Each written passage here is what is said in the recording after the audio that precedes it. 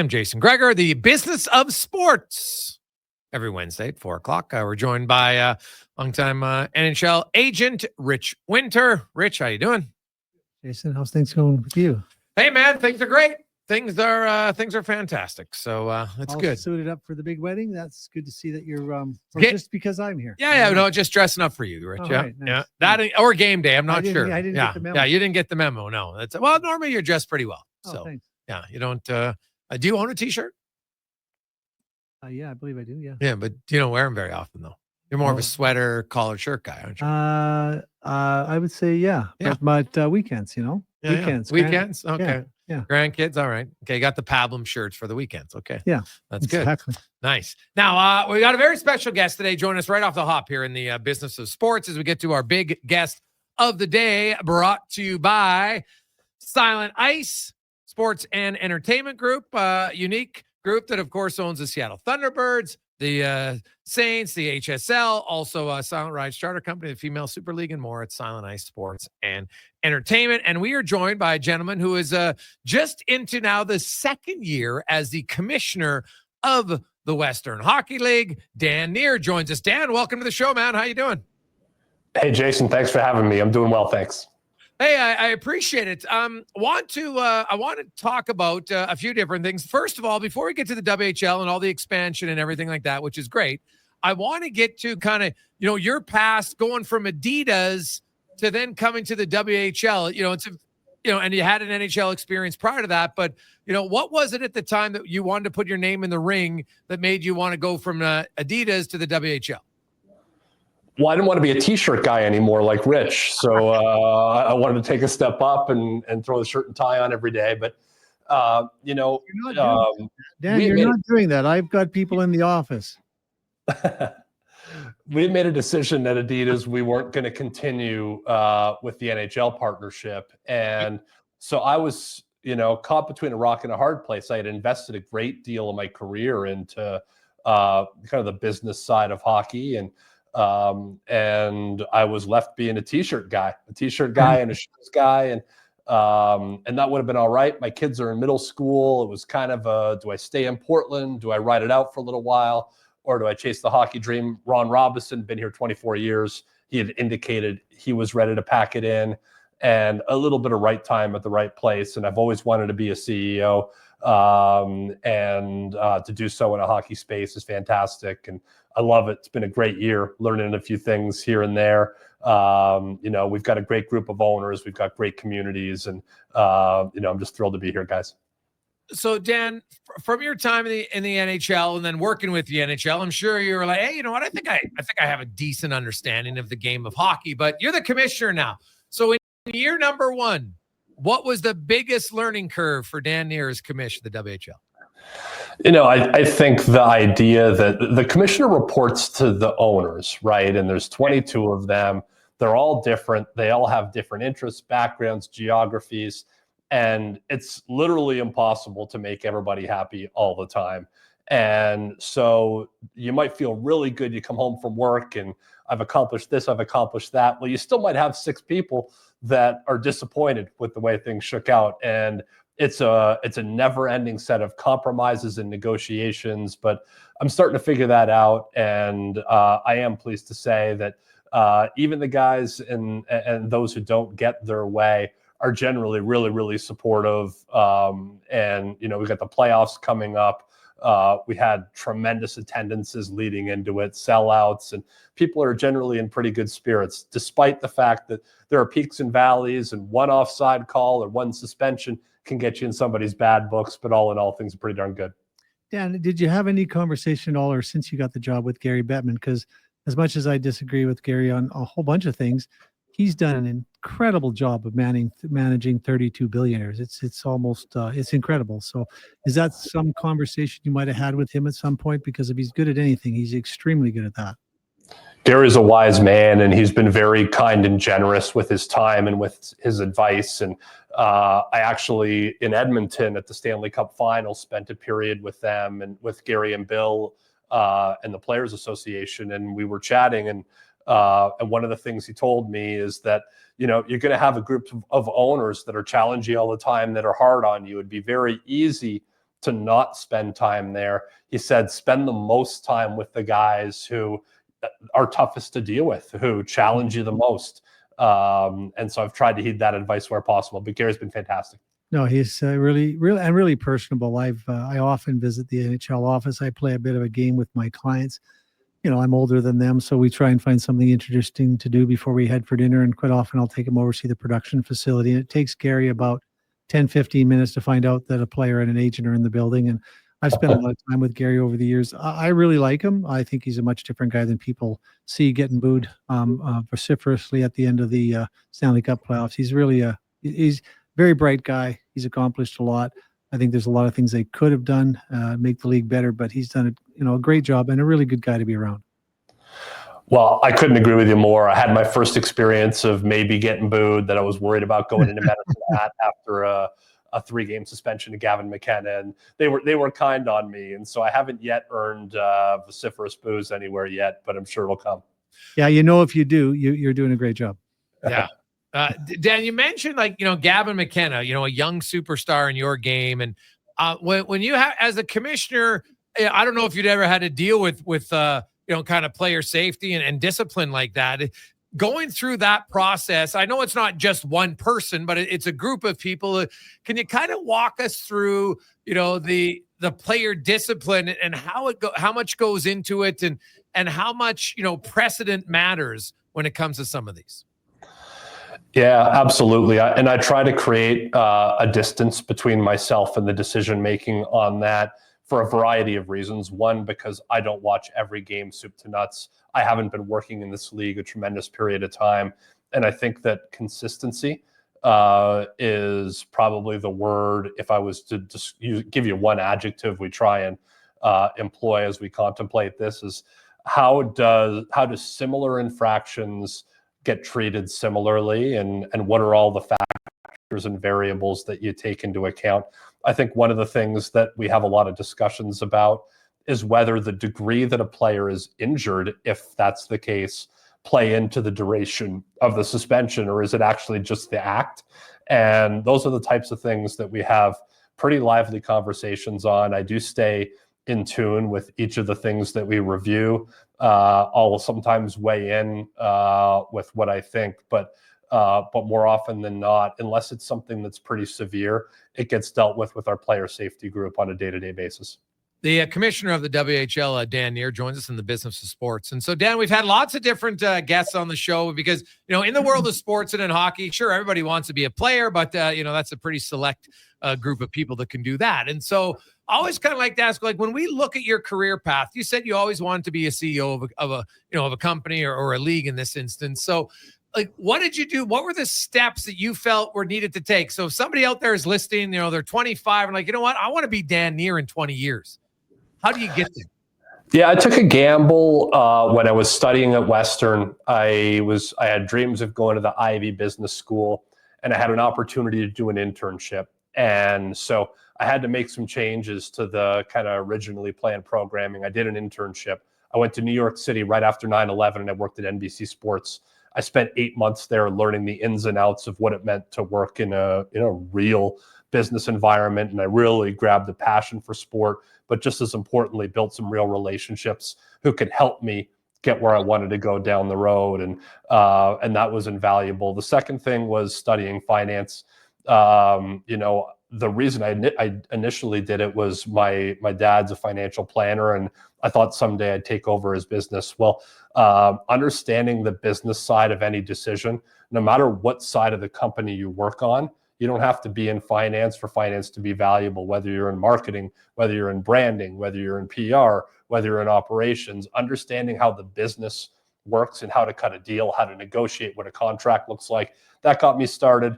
I took a gamble coming out of grad school. I did an MBA at Miami of Ohio, and I had a chance to leave there and work on Herbal Essences shampoo with Procter & Gamble. And that was for a classical brand marketer. That's the dream job, an assistant manager at P&G. And I said, shampoo, hockey. I did hockey, right? And so I took a little bit of a gamble there. And then, I've really only had 2 big career moves. I did 10 years at the NHL. I was at a point in time where working in New York City Wasn't great for the family. I had 5-year-old and 2 4-year-olds. I felt like I wanted to accelerate my career doing something new. Adidas was an opportunity to stay real close to the action on the NHL side. I became the GM of hockey at Adidas, 8 years there. And like I told you before, right place at the right time to join the Western Hockey League to get back to Canada. And here I am. So, networking, get a good foundation in your education. When you have an opportunity to drive an internship and do something like that, do everything you can to take advantage of it, make an impression, and build relationships where the people you work with try and help you down the road. Dan, it's so important because what you said, I left Drumheller where I grew up and went to Los Angeles and interned for a guy named Ted Steinberg, whose clients at that time included Kareem Abdul-Jabbar, a number of others. His partner represented that year in the draft, Danny Marino and John Elway. And same thing is you got to take a chance when you're young, because ultimately that's when you have the time to take chances and make mistakes. And I think a lot of kids, they're so insular or provincial in their thinking. They don't think about, applying to into New York City if you're from Canada. But there are lots of opportunities. And I actually was an attraction to Ted because at the same time as he was working with NBA players, he was representing a lot of the SCTV players. So not a kid from Canada taking a law degree, but an interesting change. And you obviously made that same decision. But I think kids out there have to realize, get out of the house, take a chance early, because that early change in direction and, like you say, open you up to all of the experiences you had was really transformative for me. And it sounds like it was for you. So I think what you said is right. Take a chance, look at that internship, find a starting point in something that interests you. No doubt. And when you look at that, Dan, and the taking of the chance one, but it also seems like in the back you always had somewhat of a plan. Like sports was your passion, right? You wanted to stay. Now, was it always hockey? Like when you went to Adidas, you went there because you got to run the hockey side of it, right? Like if basketball or baseball or football had come up, for instance, could you have transitioned into that easily, or is it a lot harder than maybe we think from the outside? Well, it's interesting. I always really wanted to be good at business, and always said that it didn't really matter what sport, or even what discipline. If it was something I could get behind and be passionate about, that's where it would take me. I think the fact of the matter is, I went from being, middle management, where I don't want to say I was a nobody, but there were a lot of guys like me. And when I got to Adidas, part of the strategy there was to diversify, because I thought maybe if I'm typecast as a hockey guy, it will limit my opportunities. And so I did work on other businesses. I was the GM of lacrosse. I worked on volleyball, tennis, swim, cycling, climbing, and mountain biking, all at different points of my time at Adidas. Okay. But all roads kind of led back to hockey, because that's where I had the most relationships, the most street cred, was most authentic. And so I got by doing those other things, but everyone knew that I had never worn a Speedo and dove into the pool and swam laps or whatever, right? You go into REI or Mountain Equipment Co-op and try and convince them they need to buy your bathing suits. It's just different when you've grown up in hockey and you're respected in hockey. And that's kind of what led me back there, guys. Yeah, like you tell me about the Creation Center that's on your resume. What did you do there? Because we know the NHL, in my view, is probably the least innovative place on the planet. What did you do? What did you do there? And how shocking was it to come from a Creation, decentral to Creation Central in Portland, where I'm sure there's doing some pretty interesting things. Yeah, so Creation Center really is product, building products. So the crew neck hoodie I'm wearing, right, or the crew neck sweatshirt I'm wearing, or the blazer that Jason's wearing, or the T-shirt that Ritch wants to be wearing. We were always creating hockey jerseys. So my whole time there, I was working on that. But toward the end, we established something called Creation Center Portland. And Adidas had gotten into a little bit of a rut where it was trying to create the exact same products that could be sold all over the globe. And it was a good strategy, and it was built by consultants. And the reason it was a good strategy is, well, the economy is a scale. You make less number of SKUs and higher volumes of each of those SKUs. Your cost to create the product goes down per crew neck sweatshirt. What they really missed on that is the diversity of the populations around the world. And whether a European customer versus an Asian customer versus an American customer versus a Canadian customer, whether they're fit and their body types are the same, whether the style and trend were the same, whether even color trends were the same. And so we established Creation Center Portland, and we were a group that was building apparel and footwear specifically for the North American customer, built on North American trends, on shorter timelines, trying to be responsive to what US and Canadian customers were looking for from Adidas. Oh, nice. Oh, it's fantastic. Dan Near joins us. So now, Dan, I want to focus on the task at hand with you as the commissioner of the Western Hockey League, and a huge announcement that you're expanding to Penticton this coming season. And then the following year, Chilliwack's going to come in. You're going to have 24 teams. Take me through now. Is that something completely new to you when you're going through the whole process? My understanding was that you just needed a majority, but it's pretty overwhelming majority voted for this. I think 18 out of the 22 teams, if my source is correct. So that's a lot of teams who really wanted this. So does that make it easier, Dan, or what goes through the lines to finally agree to expand?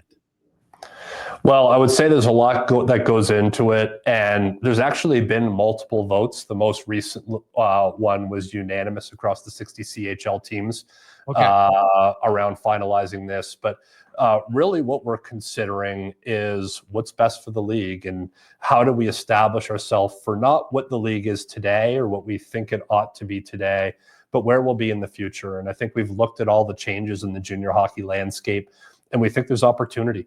We think that with the change in the NCAA regulations, we're in a situation where every player in Western Canada and the US want to play in the Western Hockey League, whether that's their path to the NHL, whether it's their path to European Pro, to NCAA, to U Sport, or anything in between.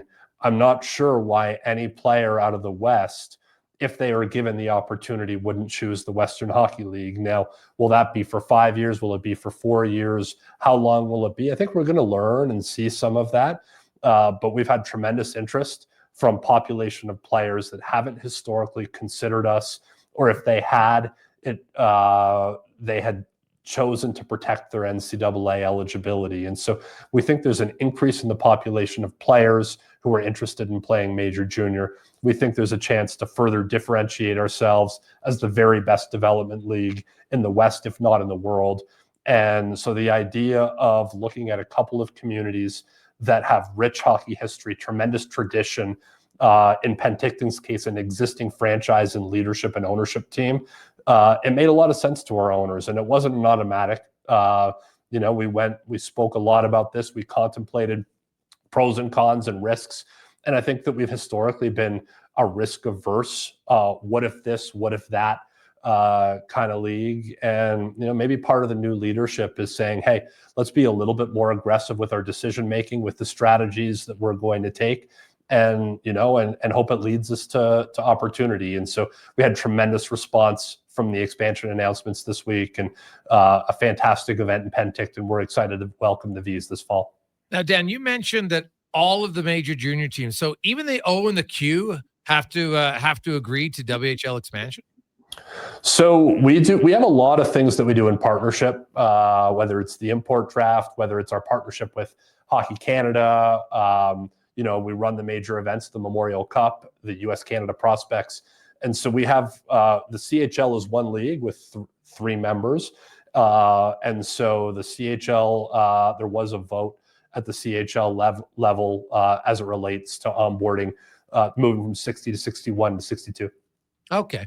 Now you mentioned the European sources are telling me that the Chancellor is going to vote on expanding that to 3 as well. Is that are you confident that could happen as early as next year? I'm not prepared to comment on that, and some of that is related to it's an idea. It's been raised. At what speed it could happen, and it is yet to be determined. Okay. So you bring in Penticton, then you bring in Chilliwack, and in all your research and studies, because Chilliwack had a team for a bit and then they left, and what's going to be different? How will it be more successful this time around? Well, I think that one of the misconceptions is that it wasn't successful last time. There were circumstances around the league that prompted us to move to an opportunity in Victoria. at that time, but that team was drawing over 4,000 fans on average in the tenure that they were there, and which, our average attendance is around 4,000. It's a market that is over 100,000 people. We operate successfully in markets of 30 to 40,000 in a number of cases. It's a growing community that's become a suburb of Vancouver. People are working remotely. They've got a great downtown core that's been rejuvenated. It fits into our travel schedule. I don't know that anything will be vastly different, but I'm tremendously confident that Chilliwack will be a great city for us. The expansion draft rules, how when we talk business of sport, how much negotiation goes on in that, Dad? Because like you're existing, hey, we'd like a new team, but hey, wait a sec, I don't want to give up too many of my guys. And like we saw even at the NHL level that, the Vegas expansion draft rules were infinitely different than when Columbus and Minnesota had come in, 18 years earlier. So how much negotiation, how much did you have to do when it comes, did you take Gary's advice there to be, hey, the teams that give you the most trouble, those are the ones you have to talk to? Like, was it really hard to come up with a final solution on what was going to be the expansion draft rules? It's funny. We're accountable to the member clubs, but at the end of the day, the member clubs, they would like there to be an expansion team for all the benefits that go along with that, but they would like to give up no players and make no sacrifices either. And so, we've relied on a variety of sources, including our past expansion precedent, including observing what's happened at the NHL level, consulting with people in the industry who are savvy, contemplating what we think that the NCAA implications and changes might result in. And there was extensive negotiation. We have a competitions committee made up of general managers and with representation from each of the divisions. And literally every GM in the league had a chance to weigh in on this. Inevitably, no one is totally happy, which is perfect. If nobody's happy, then we might have done something right. But we've settled on regulations, and while we haven't necessarily published anything yet, we'll be in a position to do so soon. Well, Dan, congratulations on year one, and hopefully year two is a success. The playoff race is done. Now we've got the playoffs starting this weekend. Should be a fantastic season, and hopefully a WHL team can win the Memorial Cup at the end of it. That would be fantastic. So, I'm pretty sure I saw on Twitter that you said we're never going to win again. I don't think I ever said the WHL would never win again. I just said that it's challenging. The WHL hasn't won in a long time, which is true. But I never said they wouldn't win again. But I never said they didn't win again at all. I actually wrote that I personally don't love the expansion rules. But then I had a few people reach out and they said, "Hey, we're gonna be getting the European expansion for another player." Where I'm like, okay, well, that's basically one extra team when you think about it, spread across the league of players. And I do the NCAA is the one thing that's the real wild card here. You mentioned it. We don't know yet, right? How different teams are going to look and whether players come for 1 or 2 years, or maybe NCAA says, you know what? We now don't want guys until they're 19 or 20, right? And that might be better for them. So it's going to be a Wild West. And are you concerned? That's my last one. Are you concerned at all about the uncertainty that's coming? Because no one really knows what's going to happen here the next year. Totally. And I didn't mean to be confrontational or to mischaracterize your tweet. But you brought up the Memorial Cup, and so I wanted to address it. Look, uncertainty is a very uncomfortable thing. I think that one of the things that expansion helps us do is, it helps solidify the investment that's going to be required to keep our standing as the top development league. And that means investing in facilities. It means investing in nutrition, investing in mental health, investing in off-season training, giving the players a reason to stay and to put them in the best position to advance their hockey career. And guess what? If they complete their eligibility in the WHL and go on to do another 4 or 5 years in university or college, if the pro option isn't available to them, fantastic. But we really think that we're in good stead, that these decisions are going to move us in the right direction. And guess what? If some of the uncertainty proves that we've either made a wrong assumption or the circumstances change, we're going to adapt to. We're going to be nimble and we're going to be prepared to do so. So I appreciate you giving me a chance to chat about that with you. You betcha. Awesome, Dan. It's great having you on, man. Good luck. We'll probably see you around the WHL rinks all playoffs. And next time I come Okay. to Calgary, I'll give your office a call. We'll drop you off one of our T-shirts. Awesome. There you go. That is Dan Near, the commissioner of the Western Hockey League. Now, I know, and because I've had people say, hey, the Memorial Cup's nice and it would be great if the Western Hockey League won, but ultimately, at the end of the day, it doesn't change the league's success. Value, that's a fair point. But at the end of the day, the goal is to win a Memorial Cup. Right? The goal isn't, you want to win the WHL, but there's still a Memorial Cup. It's super hard to do. But, it's not only that they haven't won in a while, they haven't had a lot of real competition since the Oil Kings won it. So you'd like to get back to it. I think it's possible. Now, I did have some WHL owners tell me that the one difference is in the OHL, now they have some trade rules that are different, right? Like you can trade draft picks for till whenever, right? So there's that. And also it seems that teams in the OHL have been more willing to push all their chips in one year and really load up and then be like barren desert for a few years. And some WHL teams, and I don't disagree with that, right? Like, because only one can win. Mm-hmm. And like, even if you look at this year, Calgary, Medicine Hat, and Lethbridge all made some significant additions. Yeah. Only one of them is going to even just come out of their side. Never mind even get to the Western League final. See, for me, I could care less, because ultimately I think the measure is how many athletes did they develop Fair to play point. at the elite level. So to me, and I think Dan touched on this in terms of investing in development and nutrition and mental health, I'd rather see 37 more kids in the National Hockey League who are committed teammates with good, solid mental health backgrounds. I like to see them come out, clean up some of the garbage that we know goes around the league. To me, the winning is secondary. Coach Wooden won more than anybody else on the planet in basketball for over a couple of decades. He never talked about winning once. He worked very hard just to make his players better men, better prepared. And I think we're missing that in spades in hockey. And that's something I'd love to talk to Dan at some point, because there's a lot of work to do there. All right. Quick break. We'll return more in the business of sports on the Gregor Show, presented by PlayAlberta.ca. Welcome back. The Gregor Show on Sports 1440, Oilers Nation, YouTube, Facebook, and X. Hope you are having a lovely day. Jason Gregor, Connor Hanley, Ritch Winter with you in the business of sports. And, Ritch, when you look at, and, we had the commissioner on, Dan Near, and I think going through the negotiations for expansion, and then, because negotiations, like, what's the price that everybody's agree on? Because, not everybody's going to be like, oh, okay, I think this is a fair price, right? Usually there's always somebody who wants more than what it is. And, I'm hearing it's a pretty significant amount. But, like, what do you like overall? Because you have players who are in the NHL, you have players who are in major junior hockey. Yeah. What do you think is the biggest challenge or hurdle that major junior hockey needs to address?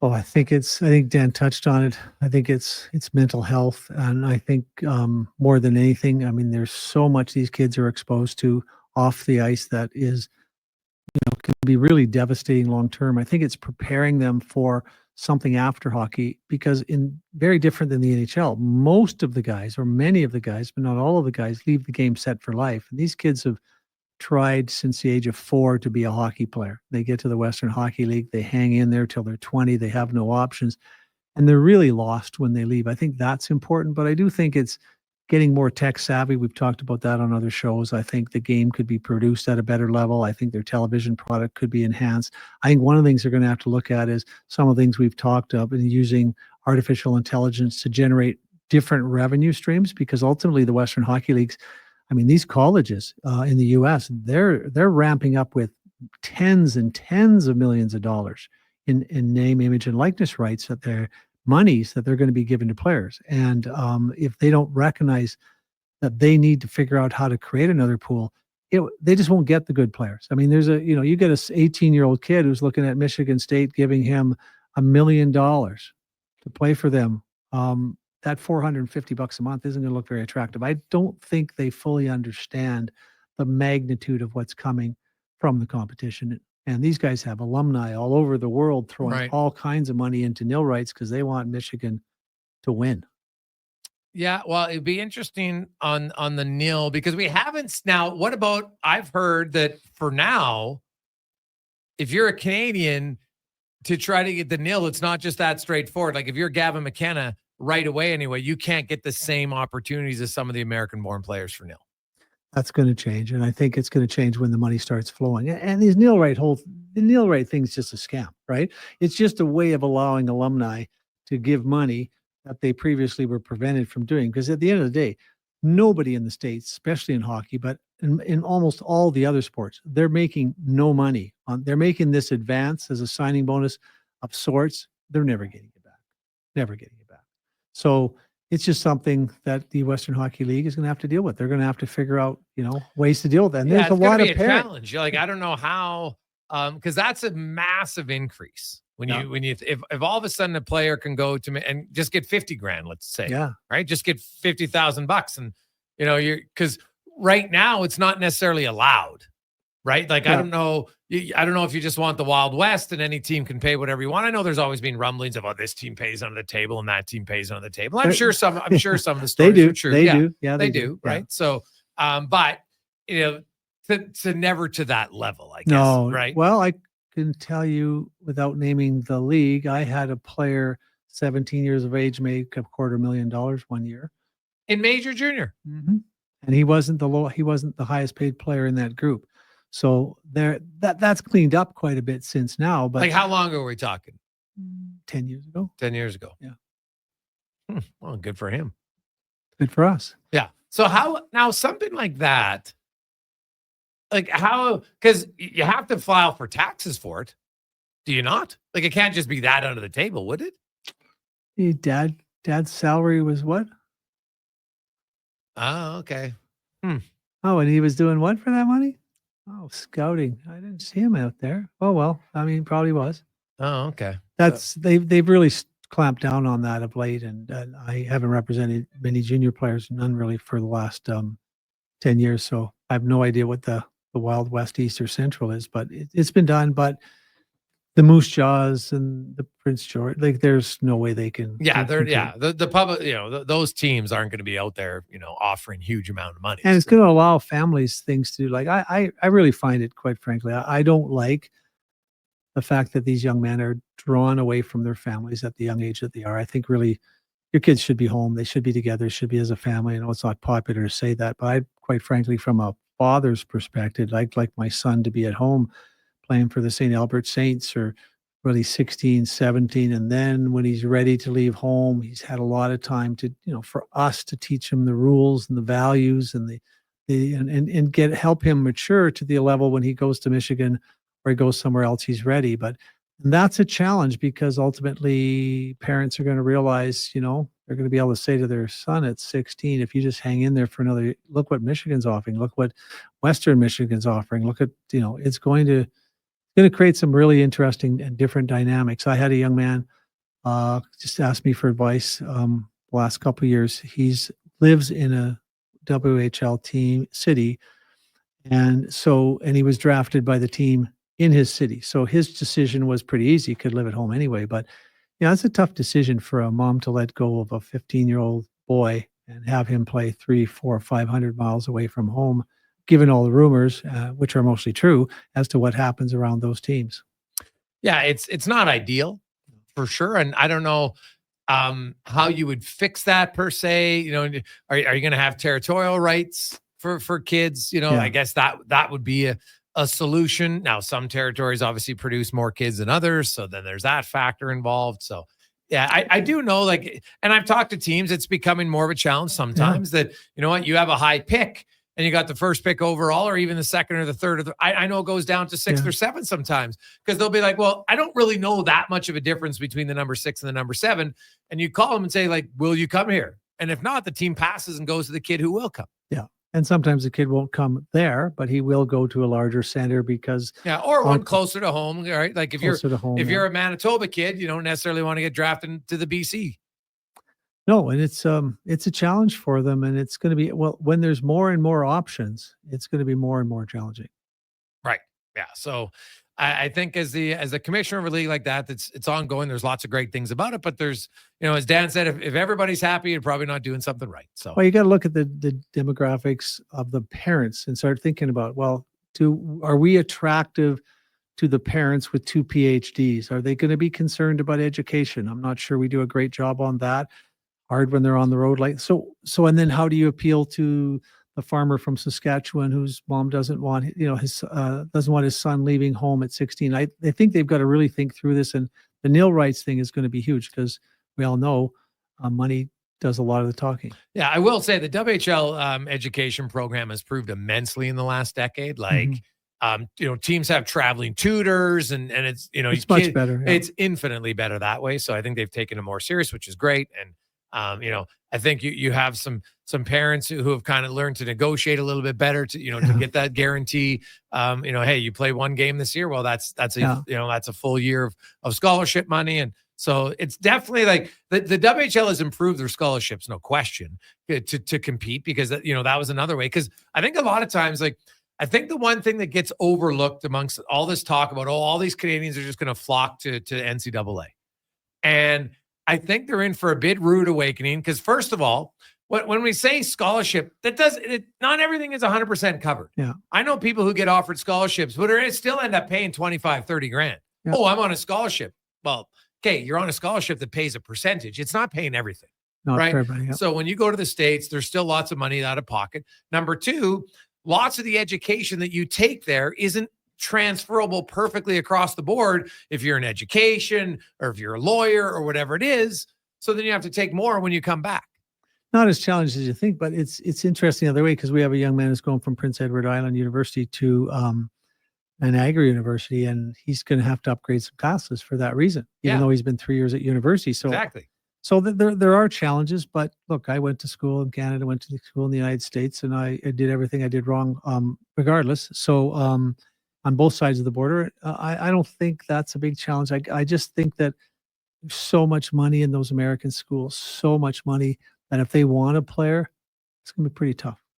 Well, I would agree. Now, they can't get the 16 and 17-year-olds, right? And so that's going to be the discussion I'm sure the WHL is going to have is our league better if it's younger? And historically, the answer would be no. No. Right? Because, there's the odd exception, but, the best 16-year-old isn't going to, most of the 19-year-olds are going to be better. Some of them are already drafted. Now they're 1 or 2 years plus their draft. So, and if you want to leave, now guys who have NHL aspirations, and the other thing is right now, if you sign an NHL contract, Rich, and that's the other thing I wonder how, and we'll go to break, but when we come back, we'll talk about, does the NHL, are they going to have to change their draft rules? Oh, yeah. Right? Because of when you draft a player out of college, you can own their rights a lot longer than if you draft a player out of major junior. And so is that going to have to change? We'll discuss that next on the Gregor Show, the business of sports, presented by PlayAlberta.ca. Welcome back. Jason Gregor, Rich Winter, Connor Halley, Sports 1440, Oilers Nation, YouTube, Facebook, and X. Hope you're having an awesome day. It is game day. Oilers taking on the Dallas Stars. No lineup changes for Edmonton from last game, other than Kapanen and Perry swapping lines. Rich Winter continues on. We were talking, Rich, before the break about the draft rules. And so currently anybody out there, if you draft a player who's in the Western Hockey League, and you own their rights basically for 2 years. Right. And technically just a little bit under, because it's May of so it's about 23 months. And then you'd have to sign them to a contract. If you don't, then they're eligible to go back in the draft. Right. If they're their first year of draft. Now, if you draft someone who's 18, 19 plus, they would become a free agent. Mm-hmm. Right? So the small, whereas NCAA players, you draft them, they go to NCAA, you don't have to sign them for 4 years, technically. Now, if they want to leave early, then there's the rule they can leave early. They get that August out, so it's 3 years. But with all of this stuff changing, so let's say you draft a kid out of the Western League, he plays 1 more year in the dub, and then he goes NCAA. Now you can't sign him because he's in the NCAA. So does it automatically just extend? We don't know the answer to some of those questions because it wasn't possible till a few months ago. So yeah, there's a lot of work that's going to have to be done in the collective bargaining agreement to address those kinds of things. And that's where a lot of thought has to go into it. Like you talked about the leagues getting younger. Well, maybe they have to get older. Maybe the WHL has to be an 18 to 22-year-old league, right? To sort of be that advanced league into the American Hockey League. Because if parents didn't really like their kids going to Moose Jaw when they're 16, because that's 300 miles away from home, sometimes 18 or 20 way too far from home from the AHL. So I think there's going to be a lot of discussion around what do these leagues look like? What are the age groups that are going to play in them? How are we going to deal with the rules? Because right now you got to one huge advantage going to the NCAA is at the end of your 4-year college degree, you're a completely unrestricted free agent, like at the age of 22. I mean, how attractive is that if you're a centerman to pick another team than Edmonton? Because ultimately, it seems like the center position's probably okay for the next couple of years, right? You got no opportunity here. So there's just a lot of dynamics here that are going to affect parents' decisions, team decisions, and a lot of the answers just haven't been drafted so people can figure out where the landscape is. It's going to be interesting. Well, doesn't it have to be done before this year's draft? You would think, because it's going to be confusing if it's not. Well, yeah, it's a little bit of the Wild West, and then you look at some teams trying to influence it either way, and somebody trying to, well, you know what, geez, I'm not going to sign now. I guess the good news is it's not like the rookies can really, hold that. There's a maximum you can get, right? So it's not like they're going to say, well, if you don't pay me, well, this is what I can offer you. Now, but the other thing's really interesting. So you're in Michigan. Yeah. You're like an Adam Fox clone, and you're going, I can stay here another year, make $300,000-400,000. Like, I'm not going to sign with the Calgary Flames or the Winnipeg Jets or whoever it is. I'm making more money here than I'm making the minors. So there's going to be another shift that people haven't given a lot of thought to. Maybe I just go to college for 2 years, make $500,000 a year, and then look at an NHL opportunity in a city at 22 that I'm convinced I can play on that team, and the complement of players, which just happens to include my old line mate from college. It's just, there's so many moving parts now that it's just changing. Everything's going to be changed dramatically, but it's going to weigh the good thing at the end of it all. It's going to give the player the power that he hasn't had. Keep in mind, this is involuntary servitude, right? It's a draft that shouldn't exist. You can imagine any other profession being told where to live and where to work. But it's here. It has been here, and it has something we have to deal with, but ultimately it's going to be gone. There's just too many options.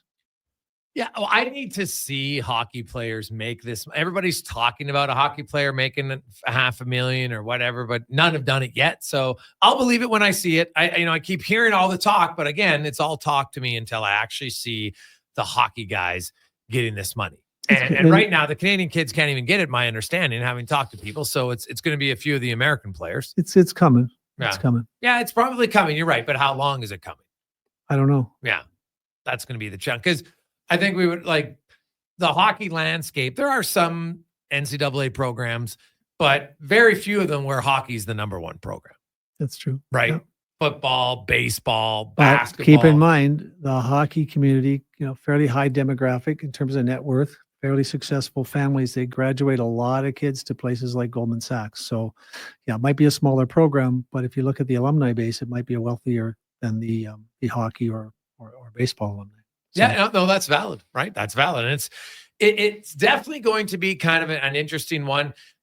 The concern, and we got a lot of texts coming in. Hey, guys, are you concerned that hockey's just going to become about money more than skill? It would be a shame if the players took the same perspective the owners did and just made it about the money. That would be a terrible thing. No, I think. No, I'm kidding. But at the end of the day, I don't think it's as effective. I mean, as important as people think. I've always said in my business that there's two things in every contract. There's money and opportunity, and you should always chase opportunity because one leads to more money, but it also leads to more happiness. So I don't know that it changes much. I don't see players that I represent change much when they go from making $400 a month, making 10 or 11 million, if they're good people. Right. Ultimately, Sidney Crosby's not going to be trying a little bit lesser than he would otherwise but it's going to be like Brian Burke always says, it's a big, big problem. When you give that kid at 21, that 8-year deal, you don't know how he reacts to that. Right. So, totally fair. So the fans, right. But I don't think that, it's going to be about money, but it's also going to be about opportunity. There are a lot of teams in the NHL that have terrible development programs, who have coaches who shouldn't be there, who are friends of owners or friends of GMs who are doing a terrible job, who may be ruining the careers of certain players. Oh, yeah. It's going to give that young man a chance to go, I have a plan and it's not here. I don't have to put up with that. And I think, maybe money will be affected, but there's so much money now. It's more likely to create positive change in the game, to help with mental health, help get coaches in there that have experiences in developing better programs, teaching players more, helping them become better people, because people just like to play for people that they love to play with, who that respect them, who are teaching them. That message will get out very quickly. And I think the fans' concern is less so because there's so much money now, but we should be excited about it, because when players and families start making choices like, I want to play with that group because that's a group of quality men that are coaching my kid, it will improve the game. And we do need that, because we are far behind the rest of the other sports in coaching capabilities. Hey guys, I was more so referencing the younger demographics and the far that if you don't have money, your kid's not going to have an opportunity. And you know that is something that the NHL and the WHL and major junior hockey probably has to be cognizant of, because you do eliminate your talent pool rather quickly if you shrink it and cost becomes a thing, where there could be some great athlete who doesn't have the cost. And I don't know. You'd honestly need a, I know that the NHL puts money into, so everybody can play type of things. And I understand that, and that's good, but you probably have to look a little bit deeper in them, because I see some associations at U8 and U9 now, these are the best kids. And I'm like, hockey's a late developing sport. And if you want to make them all on the AA team at 9, great. Yeah. But make sure you have the same amount of quality coaching in your association for the kids who are on the quote second tier team, because some of those kids, I'm telling you right now, in 3 years are going to be better than the kids you think are the best at 9. Or they'll quit and we'll never figure that out because they didn't get the best coaching. They didn't have the best experience and they just gave it up. Right. But it is a big problem. The numbers are going to decrease. And that's why the Europeans have such a huge advantage over us. Their club teams are paying for the equipment. Their club teams are providing the ice time for free. So if they get a kid that they think has athletic ability playing on the grade 3 soccer team at the local elementary school, they get him in the program, they get him in equipment, and they are by far, as a group, at the young ages especially, way better coaches, way better. In fact, Frank Musil, I remember when Frank went back to, after playing 10, 12 years in the NHL, he wasn't allowed to coach in the Czech Republic. He had to get a certificate. Yeah. Had to take his training.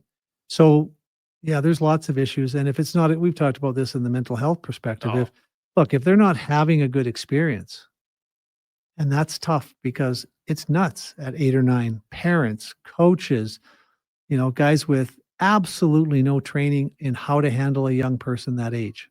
It's just, and people quit. I mean, my grandson wanted to quit last year. He just didn't enjoy it. And finally his big brother convinced him to play. And they now call him the G-man. He's scoring more goals than anybody else in the team, but he was that close to quitting because of the experience he had. We have a lot of work to do if Canada thinks that they're going to be in the medal rounds in the next, in the foreseeable future. I think there's a lot of people that still, a simple thing, because now I'm not playing at a super high level, but even if I was at U13, coaches who coach to win and not develop players are failing their player, because I always look and say, okay, so let's say it's a 2. Now, if you want to do it for the last 5 minutes of a game and miss one shift, I can live with that. Yeah. You have an open conversation with the kids. And guess what? If the next game, the kid who sat the last time is playing great, you don't just keep benching the same players, right? For one shift. Yeah. But I see teams who do this in the first period, the second period, and you're like, what do you do? What are you doing? Is it really worth to win that bad if you then make the game infinitely less enjoyable for 5, 6, 7, 8 kids? Doesn't make sense to me. Well, and then that's happening far too often. Well, and there's the whole practice versus play scenario. They just need to be practicing more. They just need to practice more. You'll touch a puck 50 to 100 times, you might touch it, at 3 or 4 times in a game if you're that lucky. Yeah. No, it makes total sense.